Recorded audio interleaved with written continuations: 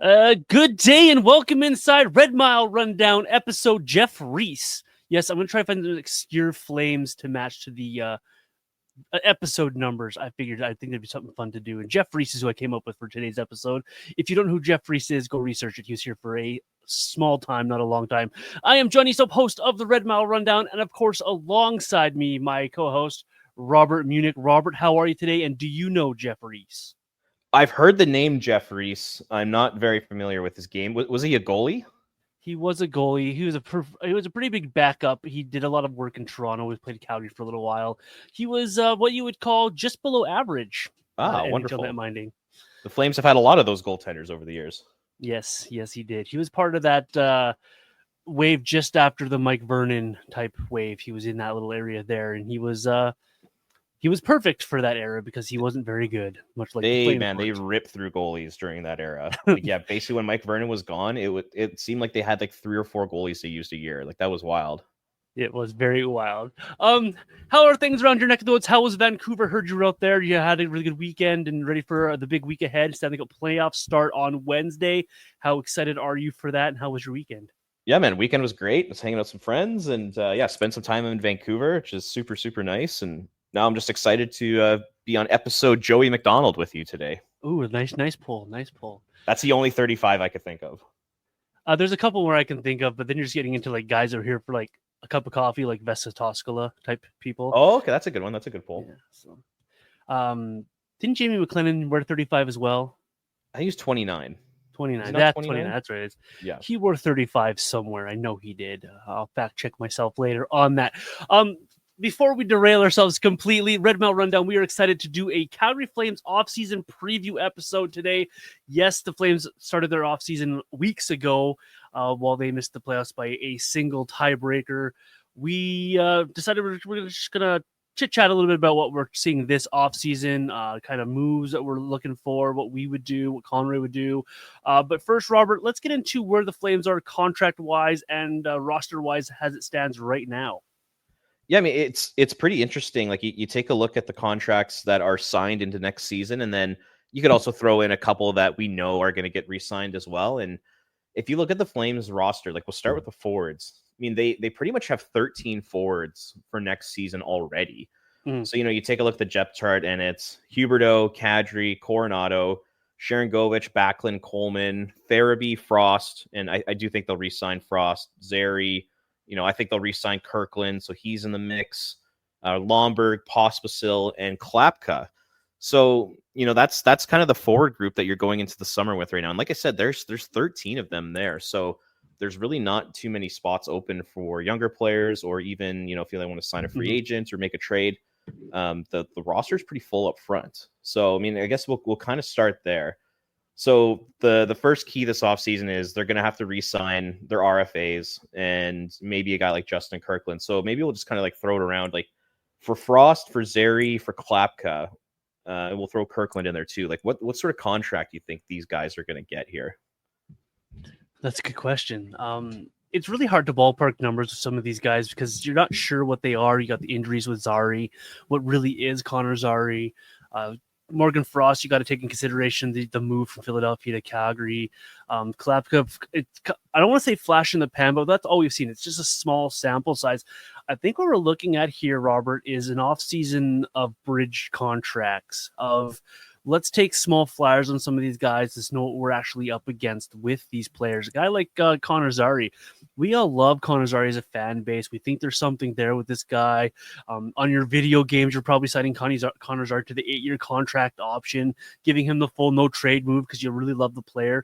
But when you break it down into reality, Morgan Frost, Connor Zary, they played only a portion of a season with Calgary this year, and they showed well at times. At times, they've also struggled. So to really get a contract with some of these guys, it's hard to really pin it down. But I think we're looking at a summer where it's going to be a lot of bridge contracts, a lot of like 2 or 3 year deals, just to see what they've got in these guys and help bridge them over from the older guys to these new prospects that might be coming up in the Flame system here. Yeah, I mean, I see it the same way. I think pretty much all those guys are going to get 1 or 2 year deals. I look at Connor Zary. I see kind of like a similar deal to what Tyson Forrester just signed in Philly. So, that 2 years around 3.5, 3.75, Frost will probably be around the same. Klapka, I gotta think Klapka is going to come in pretty inexpensive. They could probably do one or 2 years around like $1 million, 1.5 range. And then Kirkland, we were talking about that on the last podcast. I think we were both in favor of bringing him back maybe on like a 1-year deal, but he's certainly not penned in on that roster yet. Yeah. So, they sign all those players, they bring all those guys back, and like I said, there's 13 of them, and that's not even including your Rory Cairns of the world, your Adar Sunievs, your William Stromgrens, guys that you hope maybe take a bit of a step in training camp and maybe push for a spot. So like I'm curious to get your thoughts. Like, would you consider moving any of these guys? Would you consider trying to trade them either for draft picks or because like I'm just looking at the roster here. It's crowded, man. For a team that wants to take another step next year, it's a crowded group, and it's pretty much all the same guys that they had at the end of the season. I think you have to be open to moving these guys. You have to be open to moving pretty much anybody on this roster. If you're looking to get yourself better and push your roster ahead to the next step to be a playoff team, there shouldn't be very many, if any, untouchables amongst that forward group. Maybe Matt Coronado falls in that category of untouchable for the Flames, but you have to be able to look at your roster objectively and be like, listen, this was a good forward group. They got a bit of luck last year. We had some guys have some really good seasons. How likely is it Kadri is going to replicate his season? How likely is it Blake Coleman's going to get back to close to 30 goals where he was? What is Sharon Govich long term? What is Farabee long term? So you have to be open to moving these guys, and I think that's really one of the only ways you're going to upgrade this forward group is to make a trade. We'll get into this a bit later in the episode, but you look at that free agent pool and you sort by the UFAs, and that list does not inspire confidence by any stretch of the imagination that these are guys that are going to game break, that these are guys that are going to be the difference in your roster to get you over the top. Unless you're talking about Marner, maybe Sam Bennett, these aren't guys that are going to make a huge difference on your roster. So the Flames, in order to get better with this forward group, in my opinion, they have to be open to moving pretty much anybody and everybody, if the deal makes sense, of course, and if it helps your roster, and sticks with, and obviously you want to stick with your plan, right? You have that plan of the age group that Conroy wants to be at to help build this roster. It's got to be all within those different criterias, but it makes sense to be open to trading pretty much everybody here. Yeah, I think they got to at least be on the table, like you said, in the right deal. And I think if they're going to improve this forward group, they should probably make a trade, and it should be for a guy who's in that 21 to 23 range. And, a couple of them are on the market. I mean, you take a look at like JJ Peterka, you take a look at Marco Rossi, those would be the types of guys I think the Flames would have interest in. I think we know this summer, they're not going to make a trade for a veteran player. They're not going to make a big free agent signing for a guy who's 29, plus years old. I just don't think that's going to happen. So the way they're going to improve is through trade. And, I would be pretty open to them moving some assets out for a guy like Marco Rossi. I think that would make sense. Same thing with JJ Peterka. And the only thing with those types of deals is you'd probably have to throw in, a guy like a Connor Zary into the mix. You'd probably have to throw in a first round pick from this year's draft. Like, do you think making a deal like that makes sense for the team? Because I do. If you could throw like Zary and let's say Florida's first round pick for Marco Rossi, I think Rossi's an upgrade on Zary. I think he's a better player. I think he's more skilled. Like, that's the type of move I could see this team doing, because it would open up a roster spot, number one, and then also give you that.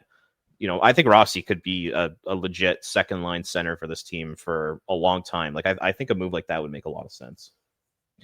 I promise the listeners that I do not text Robert my notes, or he doesn't text me his notes, because that's the exact name at the top of my list of targets I have this offseason of guys I'd love to see the Flames make a move for. You take your love of Connor Zary out of the equation, because if that was how it would work, I would never trade Connor Zary. But if it's going to upgrade your roster like a Marco Rossi would, I absolutely look at that move. You run into a situation when you collect assets, and I'm going to anger Team Tank here for a minute, but when you just collect assets, you run into a situation like they have in Utah right now, where they have too many guys and nowhere to put these guys. You have too many prospects coming, and you have no idea where to put them, what to do with them. How do you develop all these guys? So at a certain point, you've got to use 2 or 3 assets and move them out the door rather than just keep collecting all these assets. You kind of want to do an in and out type of game as you're trying to build a roster here. So collecting assets is great, but then you also need to use those assets to help improve your roster. And this is a good off season for that. The cap is going up, yes, and so I don't think we're going to get this offer sheet summer like people like Frank Saravelli are saying we're going to get, because people are just going to match those contracts. But these trades, I think, is where we're going to find the movement around the National Hockey League, and Calgary could be right in the mix there with the big salary cap that they have going on. Guys like Marco Rossi, who are RFAs, who need contracts. Those type of deals make sense for Calgary because it helps keep them in that age range, but helps increase the roster, upgrade the roster, and put them in the next step that they want to be. They want to be a playoff team. Let's make no bones about what the Calgary Flames want to be next year. Conroy's not going to tank. Dustin Wolf's not going to let this team tank. Nazem Kadri is going to not let this team tank. There's just too much in that room that's not going to allow them to be a bottom 3 team. It's just not going to happen. So let's make the peace with it, and let's just decide what this team's going to be. So upgrade that roster to be a playoff team. A guy like Marco Rossi makes sense for me. I like the JJ Paterka name. Maverick Bork's another one that I have on my list of guys who would be interested in that mix of helping to build your roster and progressing yourself forward here. You know, one name I find super interesting, like I wrote about this with Flames Nation last week, Elias Pettersson. You love this one. I think it's just such an interesting conversation, because what have the Calgary Flames, what have they needed since they traded Joe Nieuwendyk in 1995? They needed a legit number 1 center. And those types of guys don't come on the market. They never come on the market. The only time they ever do come on the market, if it's a Jack Eichel situation where, you know, he's got like some sort of weird neck injury and he needs surgery that no one's ever got before. This Elias Pettersson thing is the exact same situation. He's kind of damaged goods right now. And, you know, he's been playing through injuries the last couple years, and his play has really taken a step back. But man, when this guy is on his game and he's confident, I legitimately think he's like a top 10 center in the National Hockey League. And I don't know, like if you're Craig Conroy, like, and you're the Calgary Flames, you're not drafting a number 1 center. Like, it's just not going to happen unless you get insanely lucky, whether that's through winning a lottery or, you know, you end up picking a number 1 center at like 14th overall within the next year or two. You know, they're just not going to get one. So I'm curious to get your thoughts. Like, what do you think of the idea of Elias Pettersson? Like, I'm not sold on it by any means. I just think it's a really interesting discussion. I think to have that discussion, you got to ask yourself a couple of different things here. What do you think you can get from Elias Pettersson if you brought him in? Do you think that you have the players around him to elevate him and to help him go? Because when he goes cold and brings nothing to the table. So you got to make sure that you have the right guys around him. Does he fit the culture they spent this entire last year and a half under Conroy trying to build here? Does he fit in that room? Does he answer the question of a number 1 center? Absolutely he does. He has all the skill in the world. And if you have a high confidence player, he's going to be remarkable to watch. But if you can fit that room, and then if you're willing to part with the assets that the Canucks are going to ask of the Flames to bring him in, then absolutely. And then you just got to make sure that you can swallow that contract as well. I would not mind it. I'm not going to pound the drum that I should lead the fan club and bringing Pettersson into Calgary. But if they made that move, it's definitely something that upgrades that roster and it fills a couple of holes. Just make sure that when you do those type of moves, he's got to fit the other parts of that equation as well. There's nothing, you saw it with Mikko Rantanen this year. The Carolina Hurricanes, they went out, made a huge splash, brought in a big time player, and it just didn't work for them. And they had to flip him out of there in a hurry. And we know the rest of the story there. So you just got to make sure that when you make these moves, that this player will fit. And I think with what we have in Calgary, a guy like a Blake Coleman and Nazem Kadri, I wonder if Elias Pettersson can just slide in here. He doesn't have to be the cornerstone front guy, the guy that speaks to the media every day, because you got guys here that do that job. He might fit well in Calgary. That's a very interesting name. I know you love that one. And that was a really good article you wrote on that on flamesnation.ca as well. That's a very interesting name. I think so too. Like, so, you know, I like run the Canucks Army social media, so I'm like dialed in with Canucks, and I pretty much watched, I think, like 75 Canucks games this year. And man, he had a really bad year, but like I said, when he's healthy and this offseason, like it sounds like he's going into the offseason with no injuries.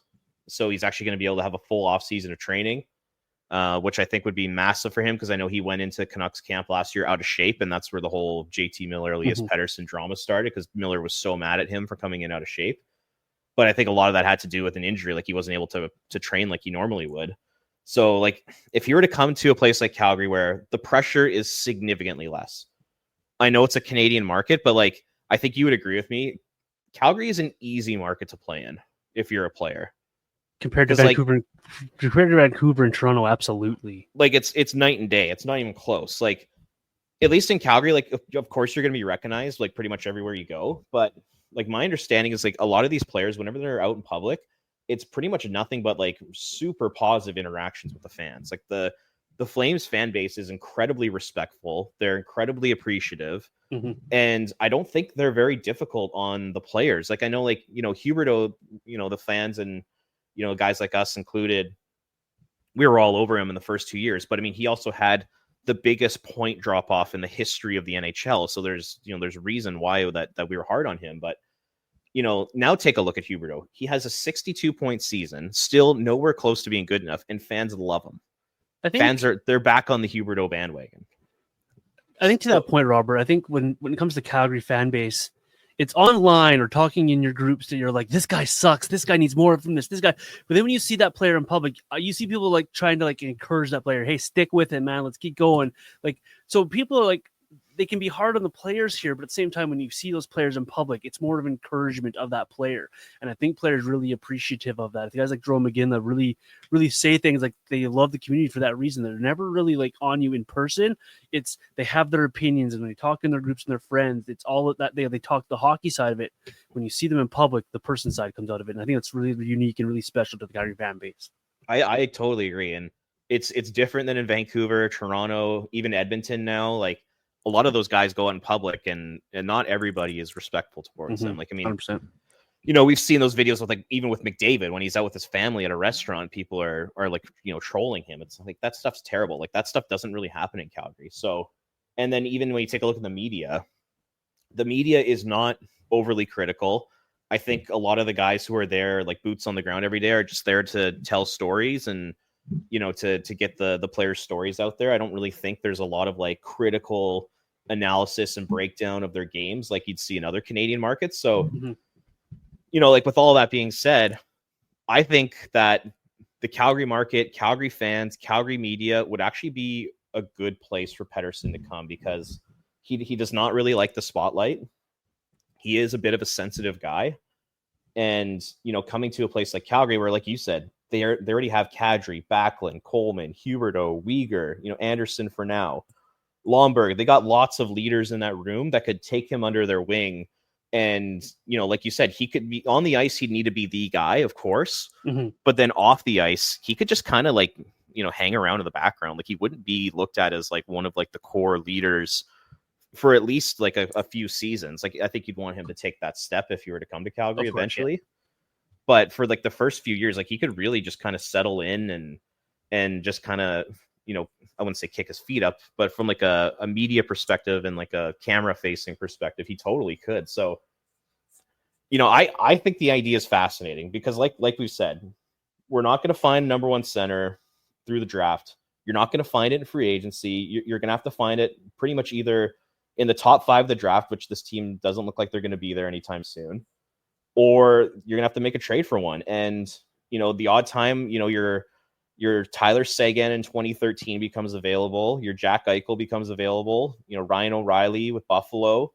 This is one of those times where one of these guys is available. Like, the Canucks are fed up with him. Like, I know for a fact that the Canucks are not happy with how things have gone the last couple of years. So there's an opportunity there, man, to maybe make a really bold move and bring in a guy that could be your 80 to 100 point Selke nominated type of number one center. Like when Pettersson's on his game, he's that good. Like, I've heard players on the Canucks compare him to Pavel Datsyuk before. That's like, crazy. That's like his teammates. Those are like NHL players, guys on the ice with him, comparing him to a guy like that. So, I if I'm Conroy, I'm at least inquiring. Absolutely. Like, I think you have to. I think Craig Conroy wouldn't be doing his job. So, I don't know. Like, what do you think? Like, what would you give up for a guy like Pettersson? Like, what do you think is a realistic trade package? You think? Oh man, well, the Canucks are putting themselves in a spot if they're trading Pettersson. Are they then going to go down the terms of a rebuild? Because then you're probably talking about, well, who's the top prospect? Are you willing to give up a guy like a Gridden plus a first round draft pick plus more? Is it going to be a guy off your roster that they really, really like? A guy like a Connor Zary, maybe even a Matt Coronado might be someone that has to go back the other way. It's going to be high profile guys that have to go back for a guy, but it's the price you pay to bring in the number one center. If you're going to go down this path of looking at being that team that acquires a number one center, you've got to give up something big in return. That's just how it's going to happen. Being a divisional rival and being so close in proximity, does that up the cost in a deal like this? It possibly could be, because you look at how the Flames, when they traded Elias Lindholm the other direction, he got an absolute haul from Vancouver for him. Now you flip the script the other direction. What are you going to want for Pettersson? That's a big conversation. But I think those are the prices that you're willing to pay to a point. Like, you got to be willing to give up a good roster player, a prospect, and a first round draft pick for a player that, knowing what you're getting in return, and that fills a big hole, which has been a big hole since 1995 on this roster. Then you fill that hole and you make that move, you make that contract. Obviously, if they're wanting, Parekh, 2 firsts, Connor Zary, and 3 other guys, you got to kind of say, well, no, let's be more realistic here. But you've got to look at it, and you got to be willing to pay that high cost, and it's going to be a high cost. But I think I'd be willing to pay it.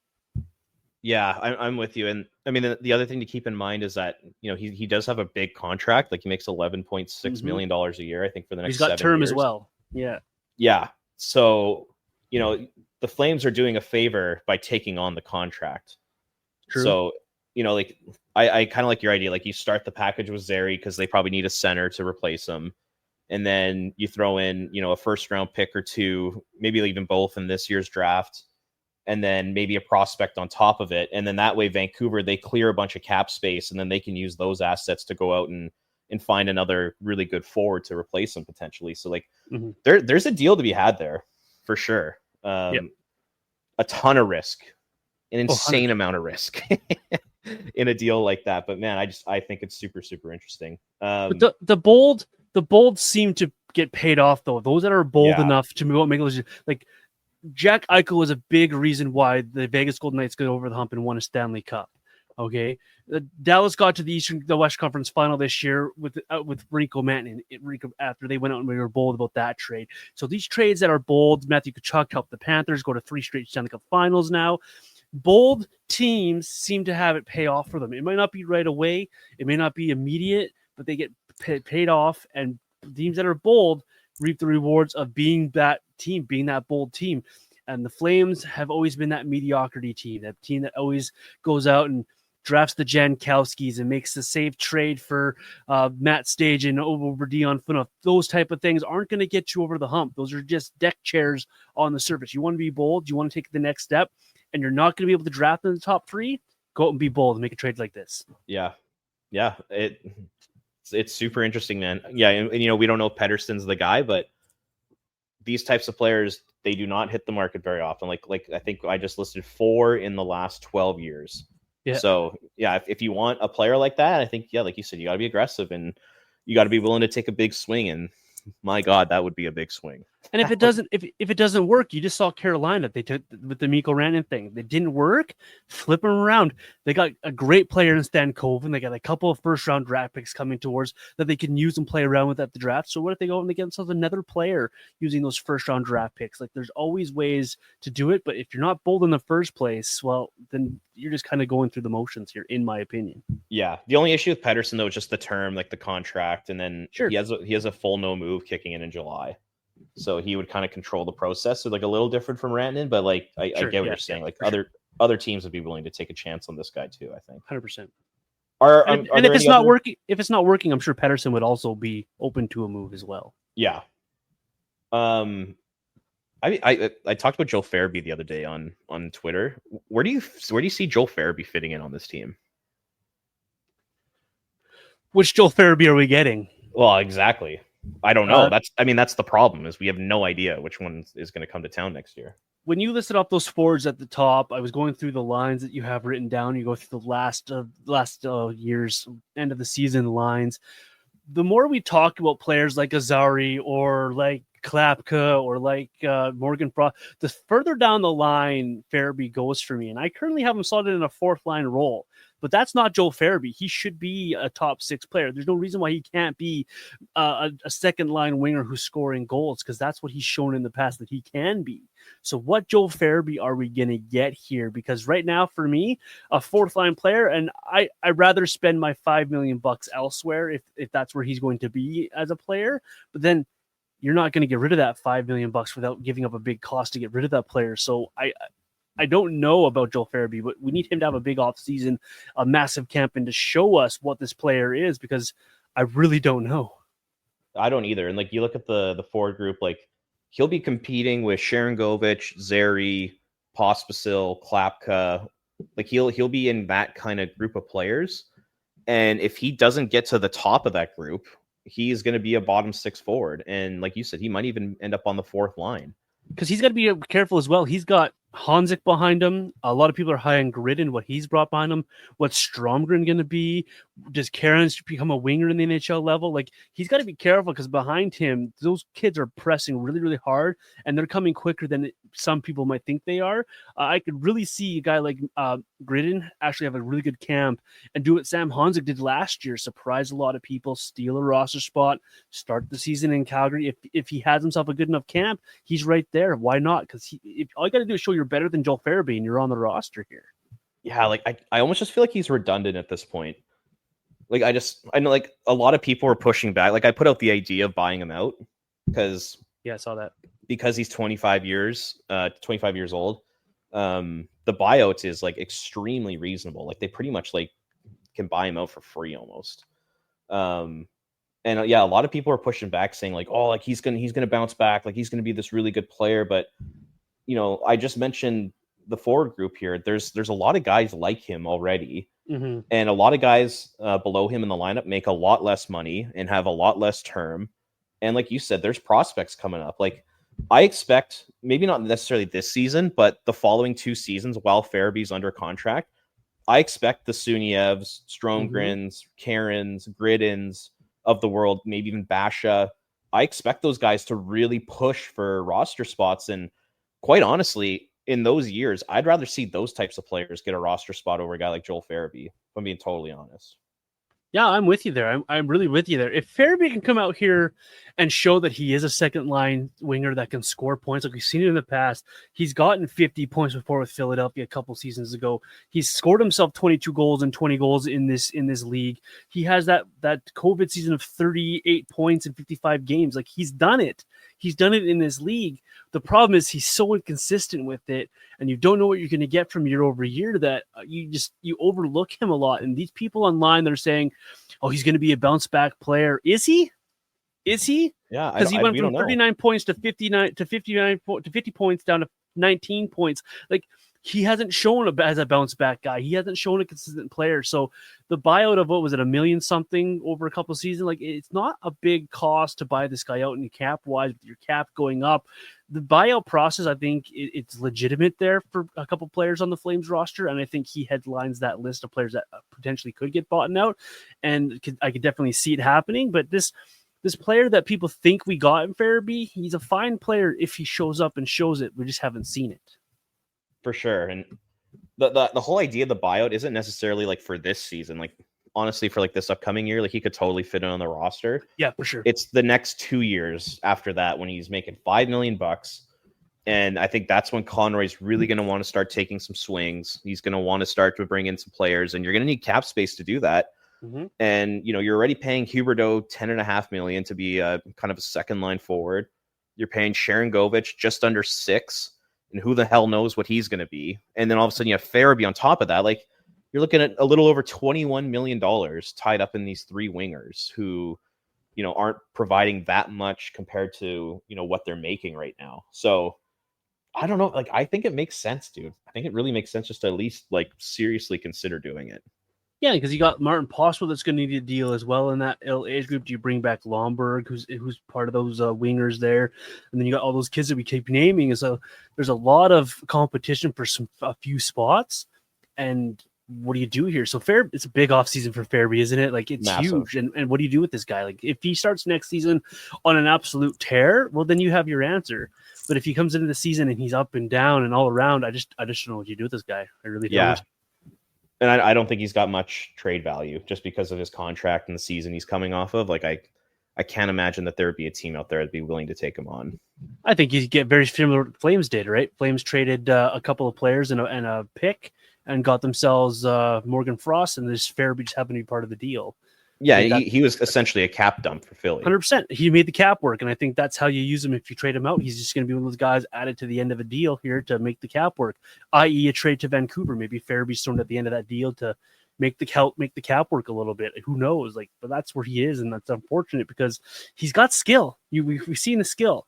And he's got it. He just doesn't use it for me. He's a frustrating player. He fits that Sharon Govich mold for me as well. Like a player that has something there and has shown those flashes, can score these goals, can put himself in a spot to be successful. He's just not consistent in doing so. Yeah, and I saw some people saying oh, he'd be a great fit with Backlund and Coleman. I'm like, what do you like? We saw that. We saw like that a little bit this year, and I didn't think he was very good on that line. I don't think he's like a great defensive player. He's not like much of a penalty killer. I don't really know what he provides if he's not putting up 50 points, and that's asking a lot of him because he's only done that really once in his career. Mm-hmm. So yeah, that's going to be fascinating to see how that all plays out. I think it's going to be really interesting. Just that whole deal in general, to see if Frost can step up next year, if Farabee can step up. I mean, if they're on the roster next year and they're playing to that kind of 40, 50 point potential, that's a bit of a game changer for the Flames. To add that type of offense. 100%. You need that offense too, because that's one thing that we've said for years on the Calgary Flames is they have trouble scoring. And how many players can elevate their game to give those teams the points? Well, Farabee's one of those guys. If he can elevate his game and get back to the 45, 50 point mark, that's huge for not only him, but for the Flames as well, because are we really expecting Nazem Kadri to have a career year in points again? Are we really expecting Sharon Govich to be 30 goal scorer every year? Are we really expecting Huberdeau, as the older he gets, to continue to produce at the level that he came to know this last season? What do you get out of Coleman? So a 50-point Farabee would be an absolute godsend for the Flames. I just don't see us getting it based on what we've seen from Farabee so far in a Flames uniform. As far as him with Backlund and Coleman, I vehemently disagree with that because we saw it and it wasn't very good. Yeah, I am with you. Are there any other aspects of the forward group you want to touch on? Or do you want to start talking about the defense? Well, the other thing with forwards is what do you do with all of those aging guys? Like you got those guys. Do you move out one of your aging veterans to make room for someone behind them? It's going to take a kid pressing from the back end like Hanzik to push a guy out of a job here. But it'd be interesting to watch how the Flames handle their veterans on the forward group, especially with guys like Backlund coming up on expiring deals as well. That's all I had. Yeah. I would seriously consider looking to move them in a trade if you're bringing in a younger guy. Say if you could include Blake Coleman in a Marco Rossi deal or a JJ Peterka deal, I think I would definitely consider that. But to move one of those guys out right now for draft picks, I don't know if this is the season for it. I would definitely say for the following year, the 2026-27 season, I would say that's when you should maybe start to look out these guys because now they're really starting to get up there in age and their contracts are a little bit more palatable. But for this season, if their goal is to make the playoffs and be competitive, they can't really move the veteran players right now. If you're looking at it from just an asset management perspective, 100% it makes sense to move those guys out. And if they wanted to tank, obviously you'd want to move pretty much all of them out. But they're not looking to do that, right? And that there's not even a point in having that discussion because we just know it's not going to happen. The only one that I would move out for a draft pick is if Michael Backlund went to the Flames and asked, "Hey, I want to go chase a cup," and the season wasn't going so hot for anybody. That's the one I could see just being moved up for draft picks. But I'm with you there. They're not going to tank. So sorry, team tank. It's not going to happen unless there's a big injury across the board to a couple players. Heaven forbid. It's just not going to happen. So why not try to make the playoffs here? And you do that with your veteran guys leading the way. You just need your perimeter guys, your Farabees, your Sharon Goviches, your Zaris to just give a little bit more, provide a little bit more, take the next step in their progression and help this team push forward here a little bit. Yeah. And then on defense, Matt, the defense I think is the most fascinating part of this team because if they end up trading Rasmus Anderson, the group is kind of a mess. Yes. As currently constructed, So say they do trade Rasmus Anderson and they don't bring back a top 4 defenseman. Currently, the group is looking like something along the lines of Kevin Ball, Mackenzie Weegar, Jake Bean, Zane Parekh, Ilya Solovyov, Braden Pahal, and Daniil Miramanov. And then you'll have, your Yan Kuznetsov and Hunter Brustevich's pushing, hopefully, in training camp. Like that. Weegar and the boys. That is a terrible group of defensemen right now. Outside of Weegar and Ball, like, you have a 19-year-old in Parekh as a rookie. Like, you want him probably on the third pair playing, 60 to 70 games. And then you got, Bean. We all know Bean struggles. Pahal is like a true number 6, number 7. Solovyov, we don't know. Kuznetsov, we don't know. Miramanov is junk. Like, don't stop saying his name. It's almost like Voldemort in Harry Potter. It is. You don't say his name. But that's a good point by you. Like, you just list up a bunch of nice guys, super fun guys, good in the room guys, but on ice, that's a scary, scary thought. And all due respect to guys like Zane Parekh, he's going to have his warts. He's going to have his turnovers and his issues on ice. It's just going to happen how he grows. 19-year-old Solovyov has shown flashes, but how good really is he long-term? What is Kuznetsov at the NHL level? Pahal is who Pahal is, but can he elevate a little bit more? You have the guy with the M name. Did he actually factor into the Flames this year? Did we move on from him? Like, there's a lot of questions on the back end for the Flames here. It's going to be fascinating. And this, I think, is where the Flames are going to have to make their most hay. Everyone's focused on center, and everyone's focused on these great prospect defensemen coming up. I think we're overlooking the fact that the NHL defense, if Anderson's not back, is actually pretty awful. If they go into next season with this defense, like, they're guaranteed to miss the playoffs. And I still don't think they'll necessarily be like bottom 5, but they will not be a good team. They'll pick right in that 15th, 16th, 15th spot, somewhere in there. Right, it's what it feels like. And so, like, if on the Flames, like you said, like, a lot of the talk has been about center ice. I think the number one need for this team are young top 4 defensemen. Like, if they can go out and get a Bowen Byram or like a Keandre Miller type of player, that's something that I would be super interested in if I were the Flames, because, like, especially on the left side, because if you can go, Bowen Byram, Mackenzie Weegar is like a top pair as an example, and then you have Kevin Ball in the second pair with, if Rasmus Anderson's still there, or maybe you go out and just sign a veteran free agent for a couple years for big money. Like, I think that would make all the difference in the world, because with the group as currently constructed, it's looking a little rough. And, like, for Zane Parekh, I think the expectations are getting a little out of control for this guy for next year. Like, yes, we need to calm down. For sure. And, like, you take a look at young defensemen, like, it usually takes them like 2 or 3 years in the NHL to really kind of find their footing. So heading into next year, my expectations for Parekh are like pretty low. I'm like, if he can play on the third pair right side, play 60 to 70 games, quarterback the second power play unit, and, maybe if he plays really well, maybe he can even quarterback the number 1 unit in the second half of the year or something. But put up, I'd say like over 82 games, like a 30-point pace, something like that. Like, I think that would be a very successful first year in the NHL for Parekh, because I'm seeing other people like saying like he should play in the top 4 and, like, play every game, and he's going to be a 40 to 50-point guy. I'm like, let's pump the brakes a little bit here. Like, he's only 19 years old. I'm gonna say RIP to my Twitter mentions right now, because Zane Parekh, it would be a mistake to play him in your top 4. It absolutely would. This is a young defenseman who is very raw. And yes, he's made leaps and bounds in his defensive game, but that's OHL. Like, let's remember what we're talking about here, which is great for him. He needed to make those leaps and bounds defensively, and he has to this point. This is why I really wish that he could go to the AHL this season. He should play third pair. Like there's nothing wrong with him playing 60 to 70 games, not all 82. There's nothing wrong with that. There's nothing wrong with him playing a sheltered 15 minutes a night, learning the game, learning how to be a pro, learning how to be a power play quarterback at the NHL level. People need to remember what we're asking a 19-year-old kid to do on the back end. It's not an easy thing to do. We saw guys who have bigger pedigrees come in and they have struggled in their first season in the National Hockey League. Like not every year are you going to see a Hudson come into the league and take the Montreal Canadiens into the playoffs. It just doesn't happen every year. It doesn't happen a lot. And it takes a very special player to do so. So putting Parekh any higher than a third pair, second power play, for me this year is a mistake. Let him learn, let him grow, let him progress, because I really wish he could be in the AHL. Playing all the minutes in the AHL would have been perfect for Zane Parekh and his development this year. It's just not an option.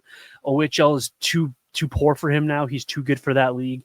Let him play, but don't overwhelm him. And that would be a huge mistake for the Flames. So when you're talking about this back end, for me, I automatically put him in that third pair, whether that's with a Solovyov beside him or you go re-sign Joe Hanley, whoever it is beside him. That's where I think we should put him. And you go out and you find a way to fill your top four, whether that's keeping Rasmus Andersson till closer to the deadline, which I think would be a mistake, or trading Rasmus Andersson for another veteran. Maybe Rasmus Andersson to New York for a Keandre Miller type swap can be made and worked in the works there. Do you go out and offer sheet Nicholas Hague, which is a name I have on my list? Do you go find Byron Bowenbauer, or do you do 2 or 3 of those moves and bring in a couple of guys to help solidify this defensive group? Playing Zane Parekh top 4, though, is absolutely not the answer for me. Yeah, at least to start the year. Like, I mean, maybe it's a Dustin Wolf situation where, you kind of shelter him a little bit, and if he really starts to excel, then 100%. You can throw him in the top 4. Like, that's totally fine. But to start the year and that to can't have be the your expectation, plan. No, I don't think it can. Like, it's too much on him. And you take a look at like some of like the young puck moving defensemen around the NHL that, like, your Cale Makars, Quinn Hughes, Adam Fox, like those types of players. They didn't really like totally break out until they were like 21, 22 years old, and Zane Parex's 19. So. Yeah, I'd say we should pump the brakes on the expectations for him. Like top 4 Parekh to start the year. I think it's putting way too much pressure on him. And like you're seeing people already talk about how he's going to be like the next franchise defenseman and all that. I'm like yes, the potential is there for sure. Obviously, the skill is just phenomenal. But like, let's pump the brakes and give him some time to get there, and not just put the expectations on him like right away. Like, I think we just got to be super, super patient with this guy. Yeah, be excited for this player, because I am. Be very excited for what he could potentially be down the road. Absolutely. But you got to let him get there. You cannot rush progression. It doesn't happen. Look what, you look around the league, look what Dion Phaneuf was for the Calgary Flames. Coming in, he's a highly touted defenseman. People thought he's going to be this Norris guy type thing, lead this team, be a number 1 defenseman on this team. And they ended up trading him for Matt Stajan and a group of guys. So, it doesn't always work out how we think it's going to work out. And there's always examples on both sides of the equation, but it's always cautionary to me to don't rush progression. You cannot rush it. It doesn't have. Matt Coronado is a good example of progression. Like, he came in here after his college season and he ended up going to the AHL. Development just happens naturally. You cannot force it. You cannot make him be a Norris champion right now. It just doesn't happen that way. So progression, be excited, but keep your expectations tempered, because he's just not there yet. Yeah, I'm totally with you, but I do think one day he can get there for sure. Oh, I think so too. I think he will be up there. I think he will. I think he can get there. It's not going to be in the 25-26 season. Yeah. So, I mean, in terms of priorities this offseason, like, I really think that they need to address the blue line in some regard. So, like we were talking about, whether it's making a trade for a younger guy, like, you see like even a guy like Owen Power might even be on the block this summer. Byram, like, those are the types of players I think they should be interested in. And then maybe bringing on, a free agent veteran defenseman on like a 1 or 2 year deal, and maybe you end up paying him, a little more money than you'd really hope to. Like, I'm just going through the list here. For right shots, geez, man, there's not a lot available. I was about to say, like, this is an ugly group. Holy. If you take the shot out of it, does a guy like an Ivan Provorov tickle your fancy? A Ryan Lindgren tickle your fancy? Please stay far away from Dmitry Orlov, just far, far away. Does a guy like a Brian Dumoulin, does he tickle your fancy as a stopgap guy at 33 years old, stay-at-home defensive guy?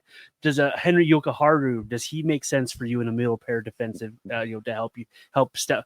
These free agents aren't inspiring, but I think when you're signing a UFA right now for the Flames, it's a stopgap. It's to help guys like Bristevich and Muse and those guys progress in their progression naturally so that when they get to the NHL level, they can be effective NHLers and not rushing these kids along. If you want to rush kids along, go play NHL 25. I do it. My defense is young as heck on that game. But you just, in real life, you got to have these stopgap guys, and do those guys make sense? They may not be the sexiest names. Like Brian Dumoulin doesn't come in here and inspire a ton of faith and hope in me, but would he come in here and play alongside a Mackenzie Weegar and be good enough?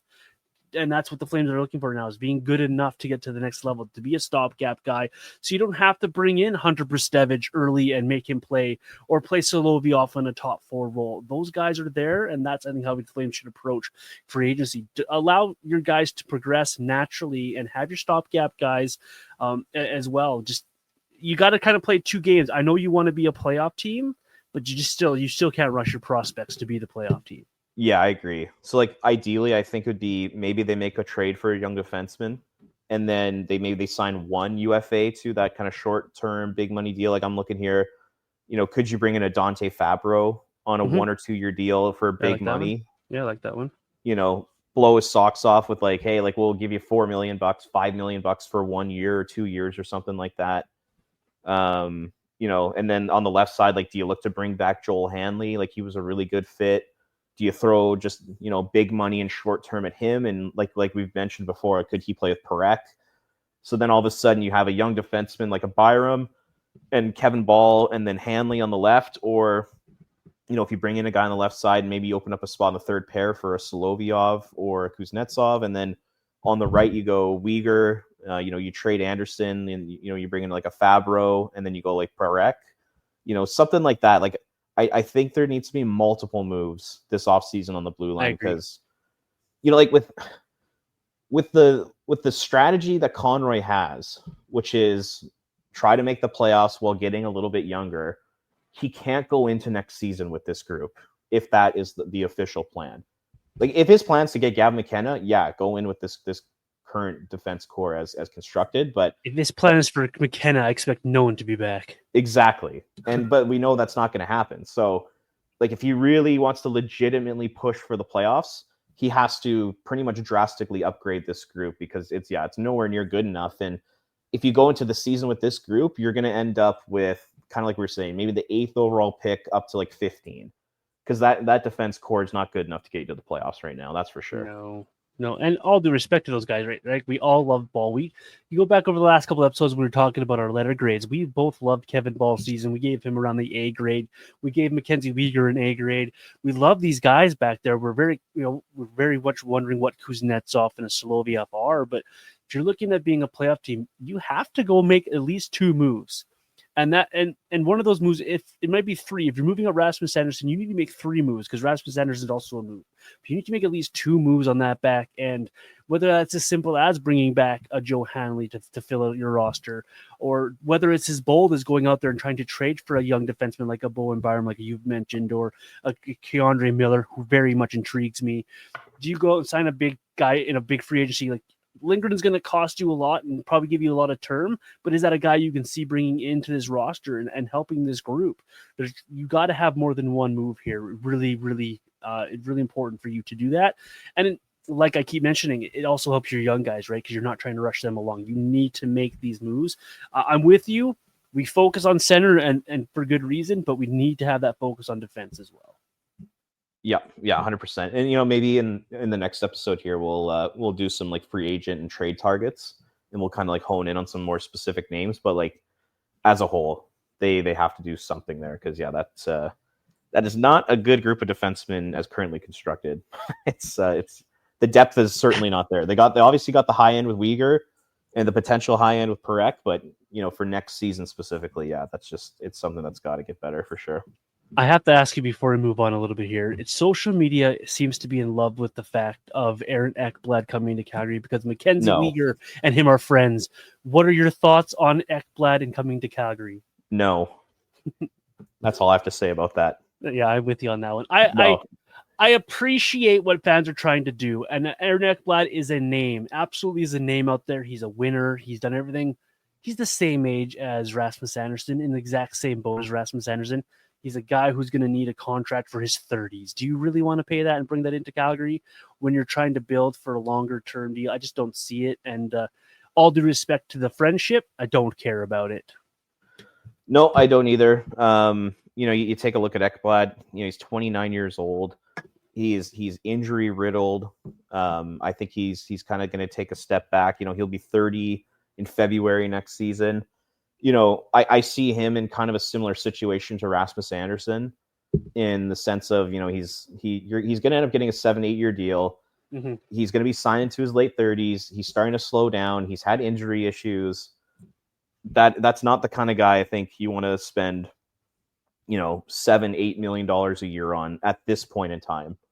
I just think for where the Flames are, they would be better off to bring in a younger defenseman rather than a veteran who, in my opinion, is probably starting to take a bit of a step back, especially once he hits his 30s.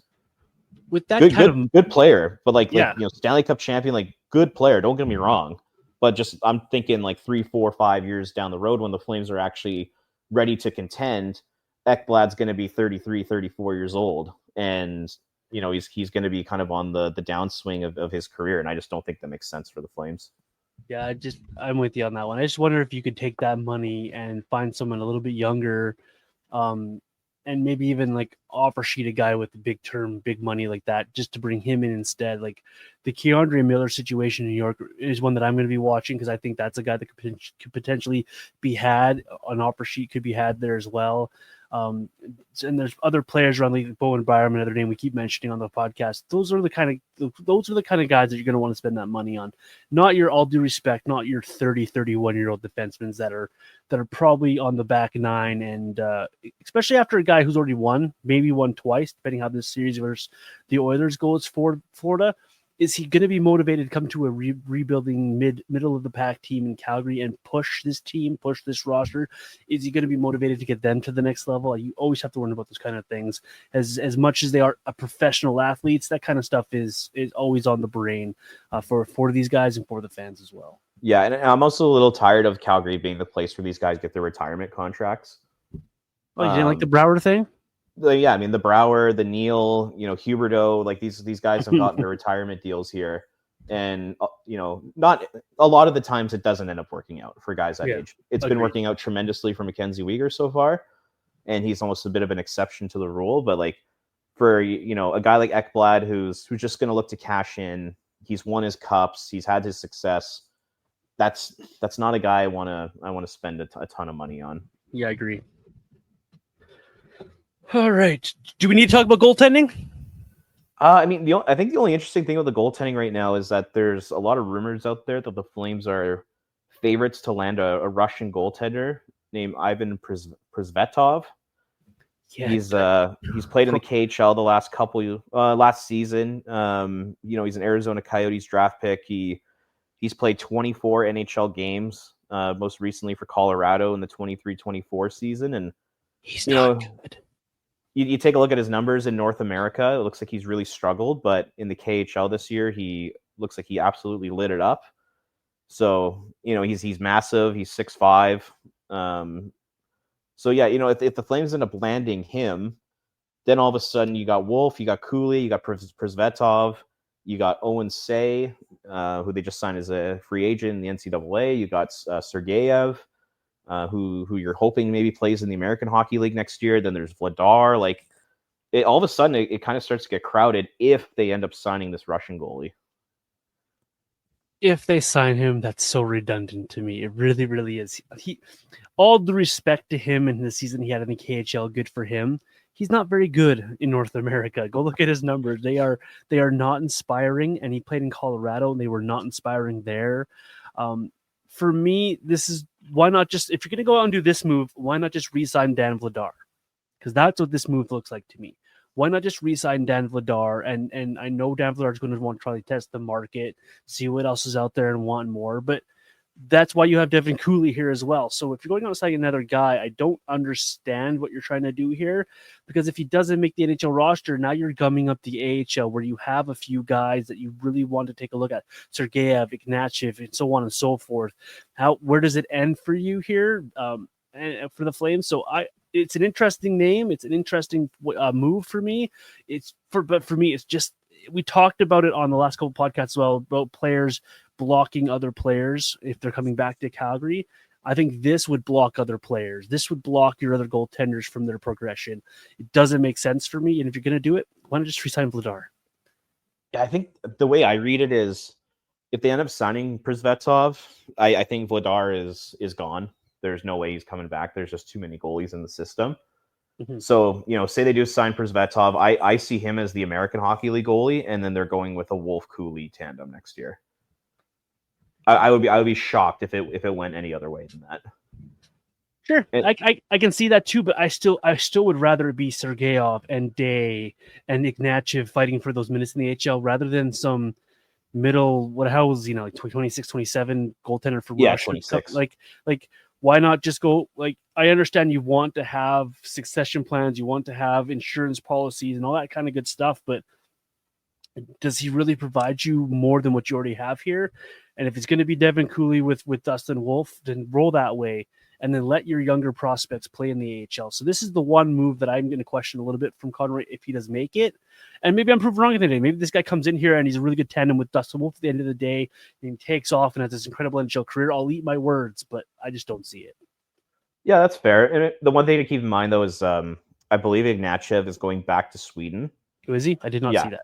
So he won't be with the Flames next year, the organization. So they, once again, hypothetically, they sign Prisvetov, and they'll have 5 guys, and then, like an Owen Say will go to the ECHL, and then you'll probably have Prisvetov and Sergeyev with the Wranglers, and then Wolf and Cooley up with the Flames. And in terms of Wolf and Cooley, I'm okay with that.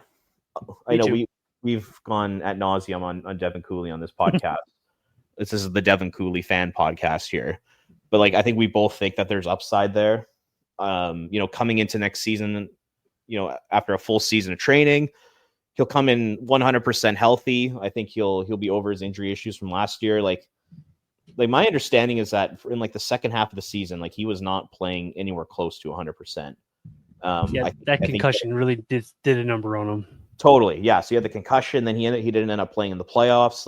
I think that really, really set him back last year. So if he can come in at 100% and play like he did at the first half of the AHL season, I think him and Wolf could be a very solid tandem. I hear a lot of stuff like Wolf needs that veteran experience behind him. I'm like, I don't really know if he does. He showed he doesn't now. I think really at the end of that season, when they gave him the ropes that last 12-ish games, he didn't need any veteran telling him anything. Exactly. And and Dan Vladar, I mean, he's played in the league as a backup for 3 or 4 years. It's not like he's a Jake Allen kind of guy who's seen and done everything in the league. I don't understand that argument. I don't understand why a Cooley and Wolf combo couldn't work. And like we said, if Cooley doesn't work out, then put him on waivers and you go out and find another Dan Vladar typical. I don't really think it's a big deal. So, and people are kidding themselves to think Dan Vladar's this old grizzled vet. Go look at the games played. He played a ton in the American Hockey League with Providence Bruins before he came to Calgary. It's not like they got out and they got like a Curtis Joseph behind Kiprasov type thing. That's not what we have here. It's a very respectable player in Dan Vladar, a guy who's a career backup, who's just fine in that role, helping a young kid. And that's exactly what they were. That's exactly what Devin Cooley would be, in my opinion. Yeah. And I like the upside on Cooley. I like the personality. I think him and Wolf would probably get along really well. Mm-hmm. He seems like a really great guy, great team guy. Both Californian guys. For sure. Yeah. And that's honestly something I'd even consider. So, there's some connection there between those two. So I like that idea. We'll see how that all plays out. The Prisvetov thing kind of came out of nowhere, and, maybe he could be a good AHL goalie. Who knows? But yeah, if they end up signing him, it's pretty clear to me that Vladar will move on and they'll have Wolf and Cooley for next year, which once again, I would not be opposed to whatsoever. Okay. So I'm on the podcast planning real quick. Do we want to get into offer sheets now, or do you want to save that for next week? Yeah, let me do that next week. We'll dive into maybe some more free agent trade targets, offer sheet targets, and maybe get a little more specific with that. All right, listeners, you heard from Robert next week's episode already, so tune in for that one. As far as the end of this one, Robert, what's coming up from you on flamesnation.ca? Where can the folks find you and your work?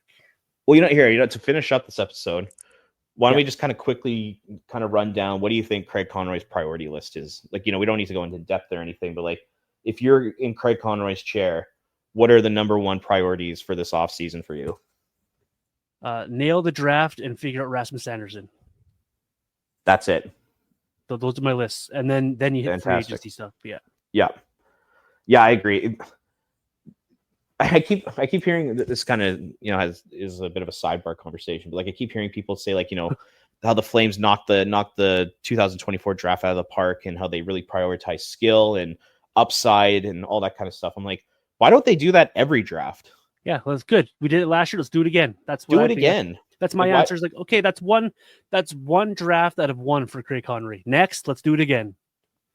Like, I really hope, like, because like you look at the 2023 draft with Honzig and Suniev and Morin, I don't really think a lot of those guys were like really high upside picks. They were more like kind of safe.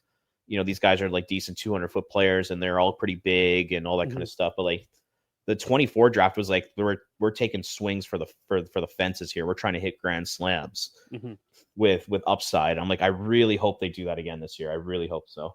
Yeah, as much as I want to see a draft of all centers, like I did a mock on Future Connections Hockey. Like they have this, you can do your own mock draft, and I did an entire mock draft where I took nothing but 7 centers. Like you can do fun things like that there. I really hope Craig Conroy is dialed in on best available and always bet on skill. 100%. And I think for me, off-season priorities, I think it's so obviously you got to figure out the RFA contracts, but I think they're pretty straightforward for the most part. Me too.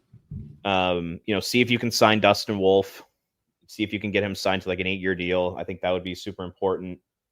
Figure out the Rasmus Anderson situation. Maybe we can talk about that more next week because we didn't really dive into him too much. But I mean, that's, people have been talking about Rasmus Anderson for like 2 months now. And then just I think they need to figure out the defense. Like we dove into there. I think that's a huge priority for Craig Conroy. And then I really think they got to make like some swing or like take a big chance on a trade and try to bring in some upside.